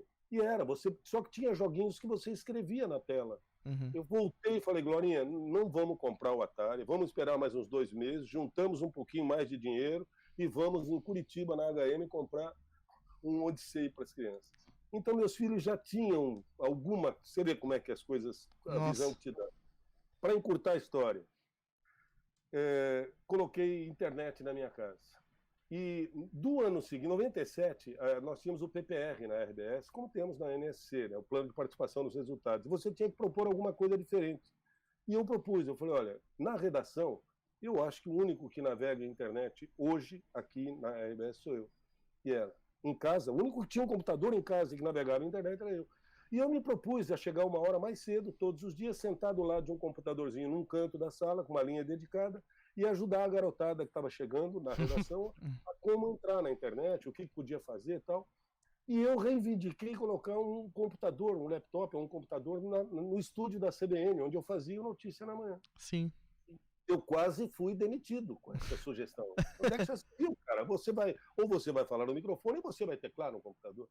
Eu dizia, gente, daqui a pouco vai chegar 1 hora que a gente não vai conseguir fazer mais nada se não tiver com isso aí. Sem dúvida. E logo consegui convencer, na época, o Cleiton Celistre, brinca comigo até hoje, pô, você é maluco. Vou fazer o quê? Eu sou, graças a Deus que sou. Colocou o computador. E tinha salas de bate-papo, no ZAS, no Terra primeiro, depois ZAS, que a própria RBS acabou adquirindo mais tarde, e tinha salas de bate-papo, namoro, amizade, futebol, sexo, enfim, né? Você tinha salinhas ali. Eu abri o Notícia na Manhã e dizia assim, pessoal, eu estou na sala educação, tá? Do chat do ZAS, quem já tiver. E começou a aumentar o número de pessoas com computador em casa e começou a aumentar o número de pessoas participando. Criei um neologismo, modestamente falando, eu não me lembro de ter ouvido antes esse neologismo, que é o ouvir internautas, que eu uso até hoje. Sim. Você que é nosso ouvir internauta, desde aquela época, você que está na internet e é nosso ouvinte, então você é um ouvir internauta da CBN e tal. Se quiser perguntar alguma coisa, se quiser interferir, eu não tinha muito dessa noção, Ferrari, mas se quiser interferir na produção do nosso programa jornalístico, você já pode interferir na hora. Eu estou entrevistando o secretário da Fazenda sobre um determinado tema, eu não conheço tudo da Fazenda, nem da entrevista, entra um ouvinte aqui e diz, Mário, trabalhei 18 anos na secretaria. Pergunta para o secretário se eles ainda praticam isso assim, assim, assim, assim. Nossa. E aí? É o poder na mão do internauta, né? E é claro que eu não entrava de gaiato, aí pegava um pouquinho da experiência, não fazia a pergunta exatamente direto, mas dizia, secretário, uma vez indo à secretaria, eu observei que tinha negócio assim, assim, assim, continuam fazendo isso, quer dizer, aí eu dizia pro cara só, desculpa, eu tive que achar uma forma de não te entregar também e tal, né? Sim. Mas aí começou a ver, hoje, e até hoje, nós passamos para o WhatsApp com possibilidade de vídeo e de áudio, enfim, de participação na hora.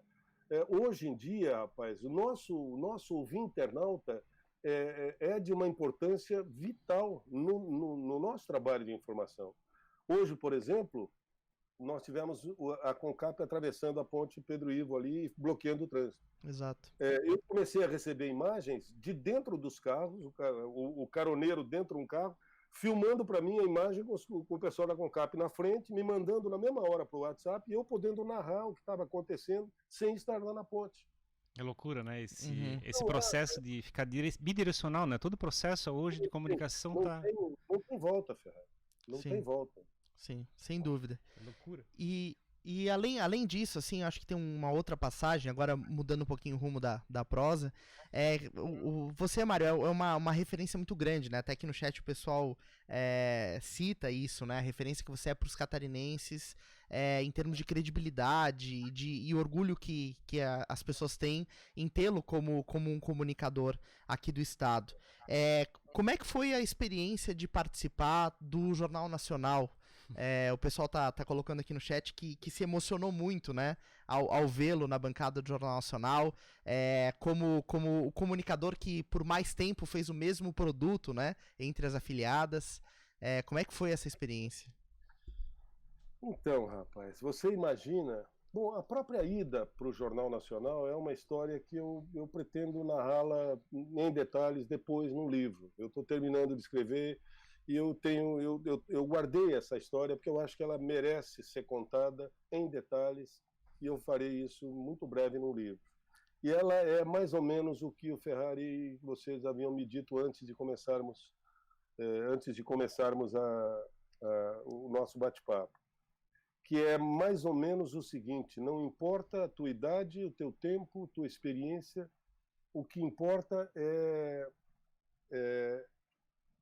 você acreditar naquilo, nos teus sonhos, inclusive, e ir atrás deles, porque eles, com muita certeza, podem se transformar em realidade. É só o que eu posso dizer por enquanto. Mas você imagina você chegar à cadeira do Bonner, sentar, e no computador que está à sua frente, ter algo assim, ó. Mário Mota, bem-vindo à bancada que já levou 50 anos de informação para milhares de brasileiros. Nós, da tecnologia, desejamos muito sucesso e estamos prontos para juntos colocarmos mais um episódio dessa jornada no ar. Vamos juntos. Que legal. Incrível. Isso aqui é do pessoal da tecnologia, de TI, lá, tecnologia da informação, do pessoal que prepara a câmera, que arruma o microfone, sabe? E cada setorzinho, entre aspas, cada núcleo fez algo parecido. Esse aqui, por exemplo, ó. Isso aqui eu estou no hotel com a minha esposa, chega um buquê de flores. Querido Mário, receba este carinho dos teus colegas com uma lembrança de que hoje seremos 700 corações NSC batendo junto ao teu. Nosso orgulho é tão grande que não cabe no peito. Desejamos um dia maravilhoso e uma noite ainda melhor. Que seja inesquecível. Parabéns e boa sorte, colegas da NSC Comunicação. Nossa, que top. É emocionante mesmo. Literalmente virou representa um conjunto de corações num coração só. Não é fácil. E sinceramente, por mais emoção que eu tenha vivido, o que eu vou dizer não é desnobação de forma nenhuma, mas eu posso garantir que é muito mais fácil apresentar o Jornal Nacional do que o Jornal do Almoço. Caramba. Muito mais fácil, entre aspas, do ponto de vista logístico, mecânico, do ponto de vista de preparação do texto, da tua própria postura, já que você tem a bancada te protegendo. Sim. É impressionante a diferença que existe com uma bancada te protegendo, sabe? uma trincheira, você tem uma barricada que, calma lá, né? E a Sim. câmera não vem para cima de você. Segundo, os textos, 80% dos textos do Jornal Nacional estão prontos às 6 horas da tarde. Sim. E se você quiser sentar lá na mesa, pedir para o teleprompter rodar 8, 10, 15 vezes cada texto para você saber o que está escrito, para você imaginar onde vai dar tal entonação e tudo mais. Bom, eu vou dizer para vocês qual foi a maior dificuldade que eu encontrei. E eu já falei isso aqui no bate-papo conosco. Foi voltar a ser um apresentador de jornal de bancada. Difícil. O ator Leonardo DiCaprio, eu não. Pô, o ator Leonardo DiCaprio. Ah, sim. Sim. Você não pode ser o Mário na essência na bancada. E muita gente me cobrou eventualmente. Pô, Mário, mas você é muito mais solto no Jornal do Almoço. Não sou eu. É o jornal que é muito mais solto. Sim. Na realidade Eu não podia. Eu sou visita. Me cederam com certeza. um espaço maravilhoso de uma sala de estar, de uma casa que não é minha, entre aspas. Meu Pai Santíssimo, eu tenho que tentar ser o mais eu possível e o mais próximo do que normalmente esperam que eu seja. Quer dizer, embora tenham me dado total liberdade, e eu acho que isso ficou bem claro na sexta-feira. Na noite anterior, quando nos receberam, a Lídia e eu, o Bonner e a Renata nos receberam, e nós ficamos os 4 sentados trocando ideias do... Não sei se vocês chegaram a assistir. Sim, assisti. Foi algo absurdamente solto, não se combinou nada. Ao contrário da maior parte das vezes que era gravado às 5 horas da tarde esse encontro, o último bloco do jornal sempre foi gravado, para deixar à vontade os 2 apresentadores. Conosco aconteceu o seguinte: naquele dia, um camarada pirou na bananeira, entrou num barzinho da Lapa, lá no Rio, com a faca, e fez 4 pessoas reféns com a faca. Nossa. Isso foi às 5 horas da tarde, mais ou menos.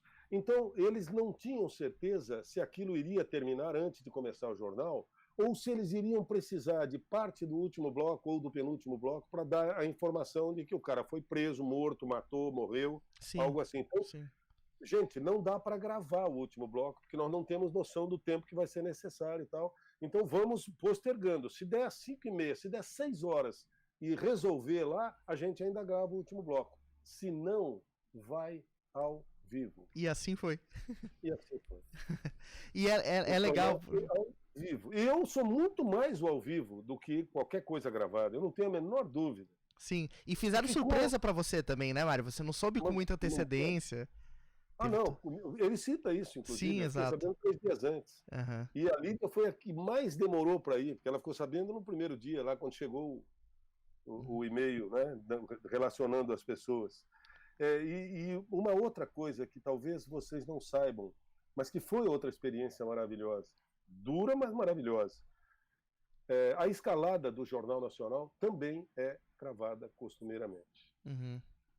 A entrada, seja hoje no Jornal Nacional e tal. Por quê? E aí entra um monte de imagens em FQ, vão cobrindo as notas, porque é muita imagem. Por quê? Porque a escalada vende o jornal. A escalada atrai as pessoas. Pô, eu quero ver. Passou um pedacinho da imagem, mas eu quero ver a matéria toda. Tal. Tá bom.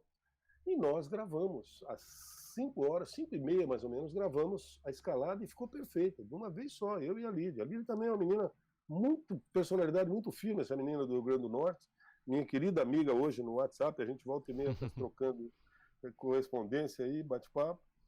E foi muito legal, gravamos e ficamos tranquilos, pô, saiu legal, pô, o pessoal lá de cima da suíte elogiando e tal, pô, vocês tiveram uma química muito boa, os dois, um padrão bem legal, assim, ela mais jovem e tal, o Mário mais tranquilo, mas, pô, tá muito bom, tá bom. Vamos pro Jornal Nacional, vamos começar, tá bom, entra lá, Crefisa informa, em 30 segundos, Jornal Nacional. Cadê a escalada? Cadê a escalada? Entrou um fade de 28 segundos, ficou um fade. Se vocês buscarem hoje, é capaz de ter, não tão gravado, que aí na gravação que eles deixam no Globoplay, eles editam e cortam fora. Mas entrou um fade, ficou tudo escuro. Sim. Eu olhei para mim, a Lídia olhou para mim e eu escutei o grito aqui. solta a escalada, olha, solta a prova. Não sai, não. Conclusão, sumiu a escalada, ninguém sabia onde estava. Posteriormente, a questão de um mês, talvez, um pouco mais, aconteceu o mesmo problema com o Bonner e a Renata. Só que com eles começou a escalada regular e aí começou a... Sim, sim. Você viu que Sim. eles tiveram que parar, voltou para o Bonner, aí o Bonner, muito tranquilo, muito calmo, ele disse, olha, eu preciso, antes de mais nada, esclarecer os senhores, a nossa escalada é gravada, e aí ele contou tudo e tal, e eventualmente um problema técnico não permitiu que nós pudéssemos apresentá-la hoje. Então vamos lá, o Jornal Nacional está começando, vamos à escalada, vamos contar a vocês o que vai para o ar, tal, e explicou, né? Sim. Conosco aconteceu a mesma coisa, só que O Switch falou assim, é com você, Mário. Cara, foi mais ou menos assim, o cara olhou... E eu, quando eu vi aquilo, eu olhei, pô, o teleprompter tá ali com a escalada, tá tranquilo, né? Eu tinha acabado de gravar. Eu olhei para a Lídia e falei assim, tem que ser ao vivo. Tem como é que é o nome que a gente chamava? O piloto, lembra o piloto do Jô Soares? Um que era a gente chamava de, como é que era o nome de estúdio? Era o gerente de estúdio, né? Que era quem fica ali te orientando. Atenção, Mário, câmera 2, atenção lá em cima. Atenção, volta com você, Lídia. Depois, ele fica atrás das câmeras, lá embaixo, com fone de ouvido, falando com a suíte. Uhum. Ele olhou para mim e falou assim, vamos ao vivo, tá aqui, ó. Aí eu escutei um diretor de TV lá de cima falando para o outro, cara do céu, 2 estreantes, escalada ao vivo, será que dá? E o outro falou assim, mas não tem alternativa, vamos lá, ao vivo, tudo bem com vocês? Tranquilo, vamos lá, pau na máquina.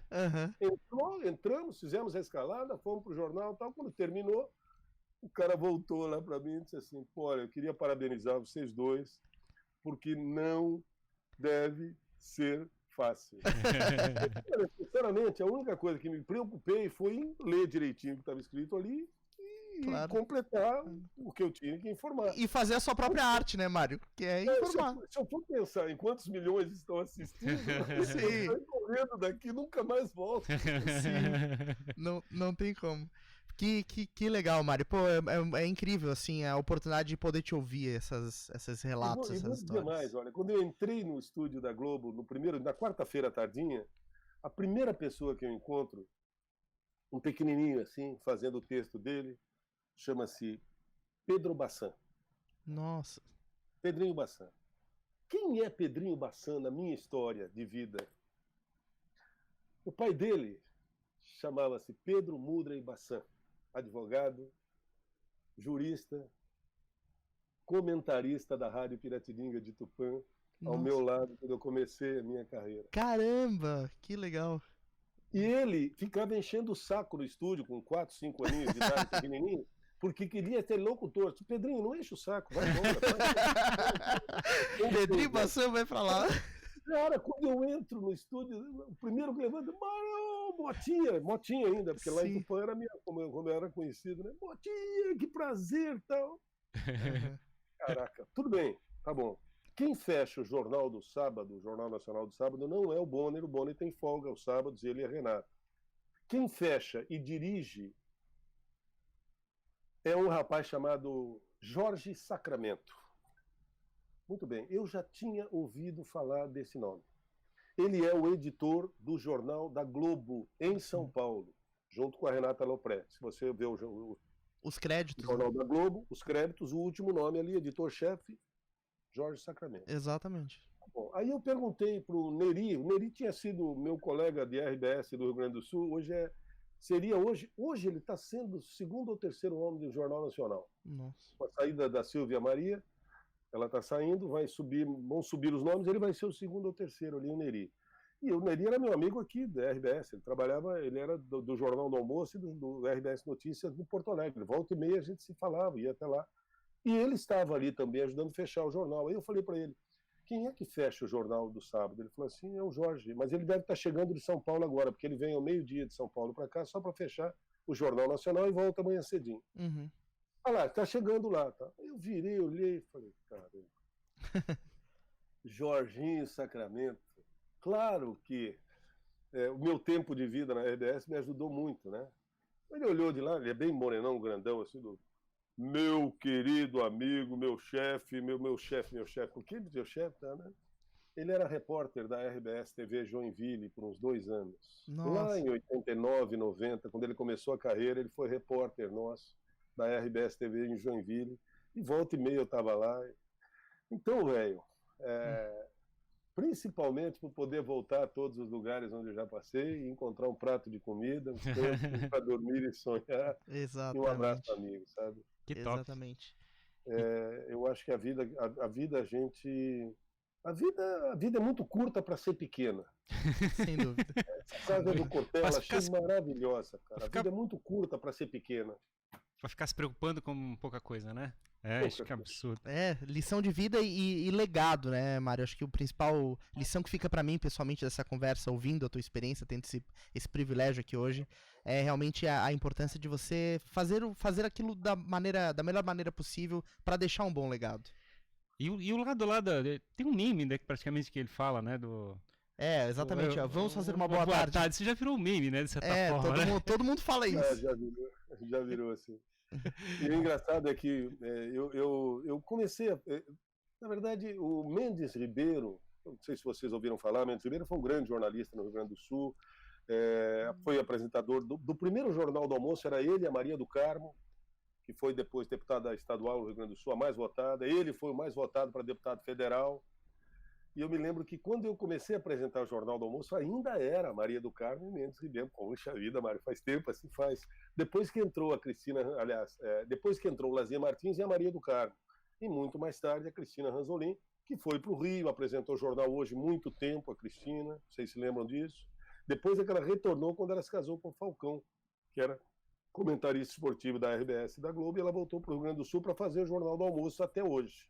Sim. E eu me lembro que o Mendes Ribeiro dizia: foi um privilégio ter estado com você. Boa tarde. Essa era a frase final dele. Era o bordão dele, digamos assim. Era o bordão dele. Eu não sabia, cara. Alguém disse isso uma vez lá, eu ouvi, gostei. Primeiro Jornal do Almoço que eu fui fazer, eu falei isso também. Olha, foi um privilégio ter estado com vocês, uma boa tarde e até amanhã. Não! Aquela gritaria. Então. Falei, o que foi? Isso é do Mendes Ribeiro! Ele registrou isso em algum lugar, achei legal, achei muito bonito. Tá bom, então tá, tudo bem. No dia seguinte em diante eu comecei a... Olha, vamos fazer uma boa tarde? Tá bom, tá, pronto. Bem. E aos pouquinhos foi pegando, e conclusão, ficou isso. Um belo dia, um diretor de programação me chamou. Tudo bem, Mário? Tudo bem. Aqui, ó, chegou um e-mail para você. Na verdade não era nem um e-mail, era um telex. Telex. Aquelas fitinhas amarelas todas perfuradas. Aí eu li. É de uma professora mestre em português. Falei, o que tem? Não, ela está questionando o teu vamos fazer uma boa tarde, como se você fizesse alguma coisa. A tarde está aí. Ela está dizendo muito claramente. Caramba! O que você quer sugerir? Não, que você pare de falar isso. É muito repetitivo, Mário. Chega no final do programa, as pessoas já ficam esperando aquilo ali. Eu falei, essa é a ideia! Que bom! Se ela for procurar muita lógica na construção semiótica da nossa herbácea dos acarenídeos, ela não vai encontrar, não tem jeito. Vamos fazer uma boa tarde, vamos fazer uma boa noite, vamos esperançar, que é outra coisa que eu uso bastante, né? Sim. Esperançar é verbo. Eu esperanço, tu esperanças, ele esperança. Isso. E não significa esperar. Esperançar é acreditar, ir lá e fazer, e correr atrás. É mais do que esperar. Com certeza. Esperar é só parar e ficar quietinho esperando, né? Eu acho muito legal esse vamos fazer, né? Na realidade a questão é a seguinte, né? Você tem um lado ativo de que você pode executar no seu dia para transformar teu dia. Exatamente. E aquela história, isso muda o mindset de quem tá ouvindo. Às vezes o cara tá num dia ruim, ele, vou fazer uma boa tarde, eu vou mudar isso em mim, né? Muita gente me passa às vezes o WhatsApp dizendo, cara, eu tava tão pra baixo, quando você falou aquilo, eu fiquei com vergonha de mim, levantei a cabeça e fui embora, fui fazer o que eu tinha que fazer. É isso aí. Legal. É um puxão de orelha do Mário, assim, é legal isso. Esse meu chefe olhou pra mim e disse assim, não, você que sabe, mas eu gostaria de sugerir que você não dissesse mais. Por quê? Porque é muito repetitivo. E naquela época, quem apresentava o vídeo show toda tarde, depois do jornal Hoje, tinha um vídeo show, lembra? Curtinho. Sim. Quem apresentava era o Miguel Fala Bela. É verdade. Lembro. Ele terminava Com assim, luz. A luz abaixava também, né? aí eles foram acrescentando uma dramaticidade. No começo não tinha luz. Quando pegou aquilo de tal maneira, que fiquem com Deus e até amanhã. Começaram a botar uma luzinha e ela ia morrendo, Esmaecendo. apagava junto com ele. Pô, ficou maravilhoso. Uhum. Terminava assim. Aí esse meu chefe olhou e disse assim, não, é muito repetitivo. Eu falei, pô, mas tudo bem, tudo bem. A partir de amanhã eu não vou falar, tá? Aí, fiz isso aqui e saí do estúdio. O que você quer dizer? Eu falei, não quero dizer nada. Uma imagem vale mais que 1000 palavras. Aí tá, né? Muito bom, Bom, mano. conclusão. Uma semana depois ele me chama. Mário, vem cá. Eu não. E eu parei de falar. Uma semana. Eu falei, a Laine, na época acho que não era a Laine, acho que era a Márcia Manfro ainda. Você não vai falar, não. Tranquilo, fica calma, que as coisas acontecem como tem que acontecer. Não deu outro. Uma semana depois ele me chamou e disse, depois eu fiquei sabendo que a direção tinha cobrado dele, por que eu não estava falando mais? Porque muita gente cobrava do diretor, do outro. Vem cá, a mulher dele cobrando, vem cá, por que o Mário parou de falar? Não sei. Então. Aí ele me chamou e disse, olha, se você quiser voltar a falar, fique à vontade. Legal. Então, muito obrigado, chefe. Que incrível. Muito. E aí marcou bem, porque virou meme mesmo, né? Teve um vídeo de alguém gritando na rua? É, exato. O pessoal sempre fala, tá ali, vamos fazer uma boa tarde. É isso aí. E aí eu comecei em rádio ouvindo Hélio Ribeiro, um dos maiores nomes do rádio brasileiro, era de São Paulo, da Bandeirantes. E ele tinha coisas desse tipo aqui, ó.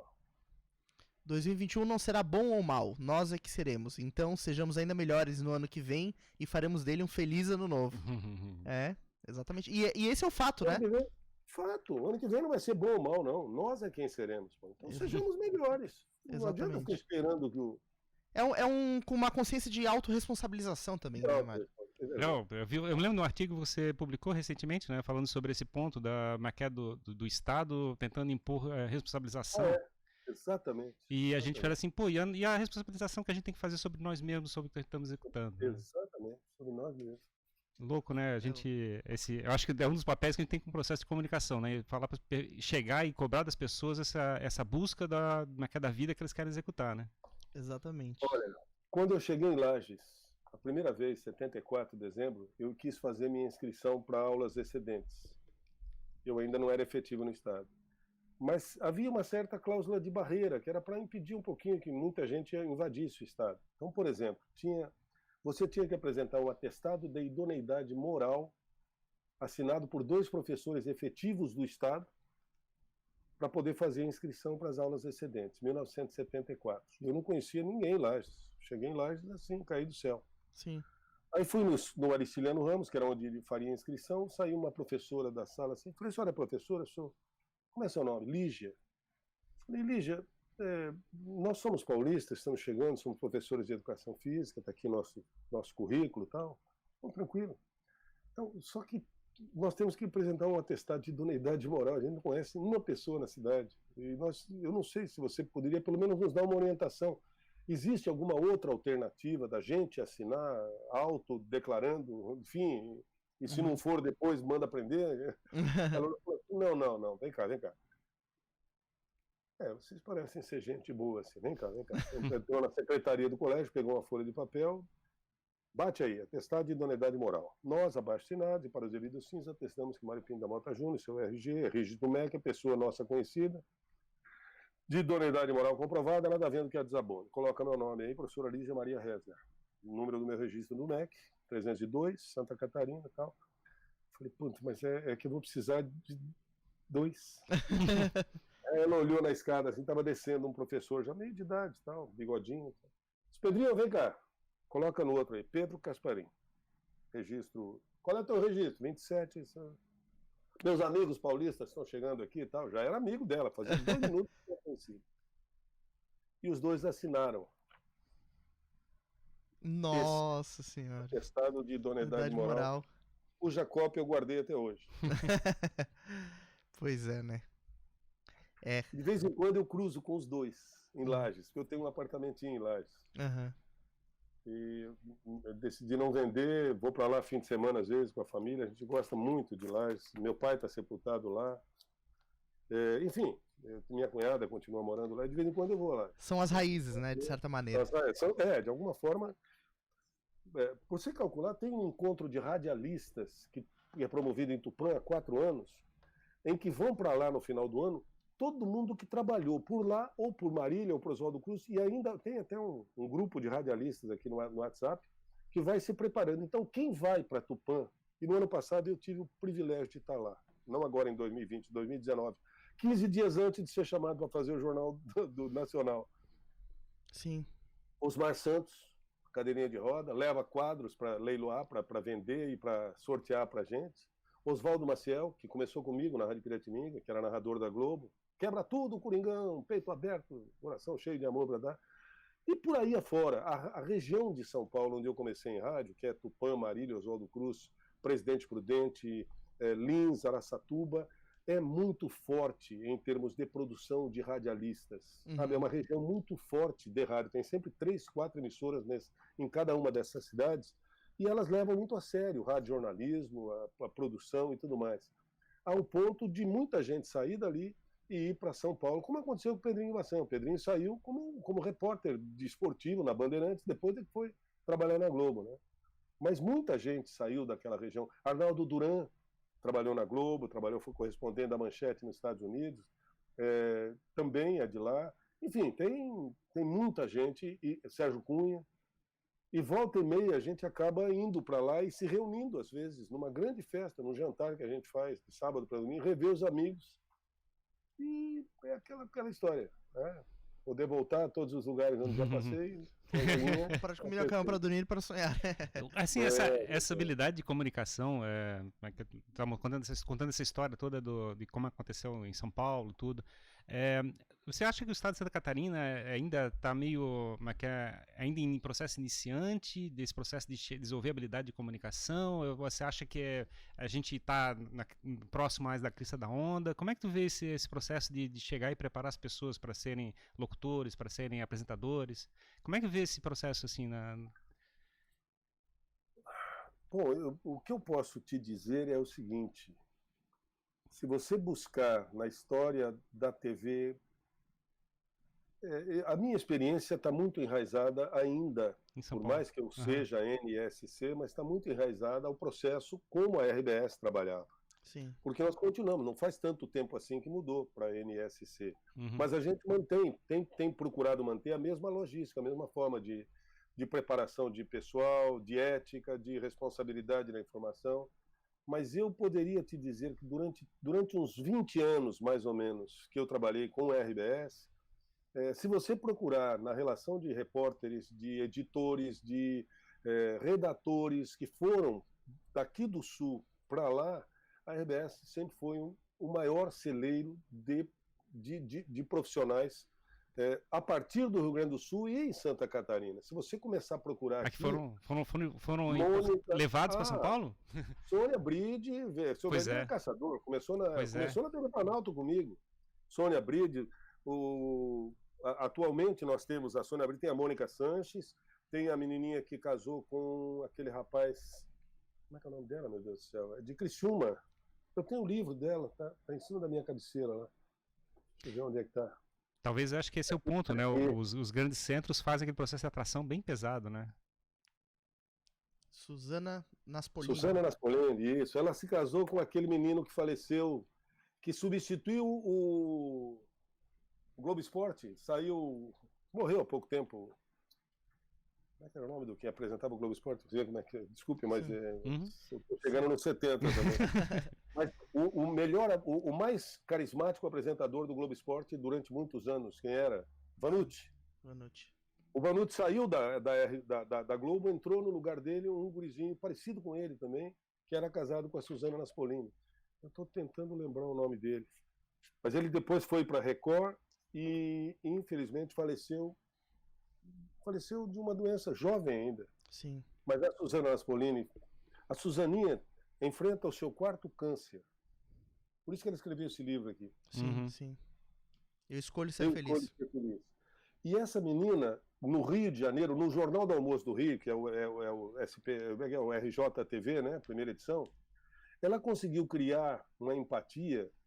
Lembram quando a Laine fazia o Cidadão JA aqui em Sim, Santa Catarina? perfeitamente. Antes de entrar para o estúdio? Sim. A Suzana é mais ou menos... Eu não vou dizer que... É porque o tema que ela usa no Rio não é esse, da cidadania. Mas assim, ó, tem um buraco na queimada, tem um buraco no engenho de dentro, tem um ônibus que quebra toda vez, não sei aonde, ela vai, sobe no ônibus, enfim, ela participa, ela criou um tipo que ela é altamente querida no Rio de Janeiro. Suzana Naspolini é a repórter, quando dá qualquer problema, eles chamam na Globo. Queria falar com a dona Suzana, compreende? Sim, que está próximo da população do dia a dia. Dia a dia. E ela conseguiu, de uma forma muito simples, criar essa imagem no Rio.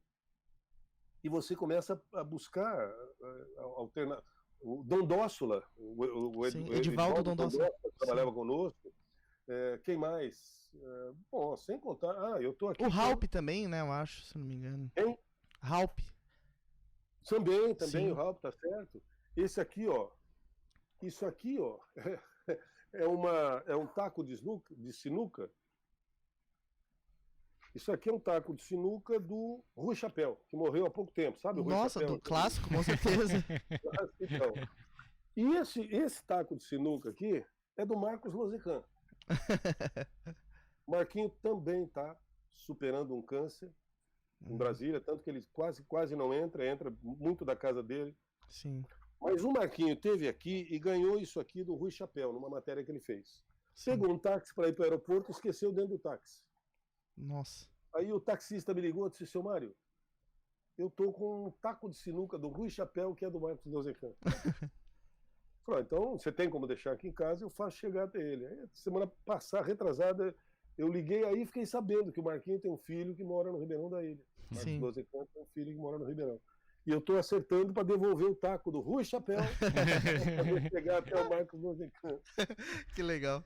Mas, Mário, pô, muito, muito legal recebê-lo aqui, ouvir a história. Eu sei que tem muito mais, né? Muito mais história para ser contada.